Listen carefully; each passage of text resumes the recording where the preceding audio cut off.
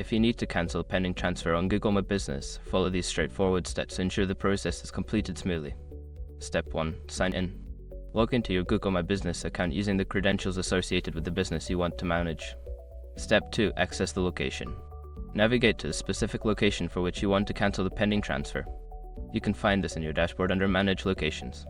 Step 3. Check pending transfers. Look for any notifications or alerts regarding pending transfers. This information is usually displayed prominently on the location's management page. Step 4. Cancel the transfer. Secure your accounts before moving on. People seriously underestimate how often personal information gets exposed online now. Use SROC to monitor your accounts 24/7 and get notified immediately if your data gets leaked somewhere. It runs in the background, constantly scanning billions of breach records. And honestly, for how cheap it is compared to the value you get, it's worth it. Link in the description. Step 5. Verify cancellation. After cancelling, double-check the status of the transfer to ensure it has been successfully cancelled. You should see a confirmation message or an updated status on your dashboard. By following these steps, you can effectively cancel a pending transfer on Google My Business. If you encounter any issues, consider reaching out to Google support for further assistance.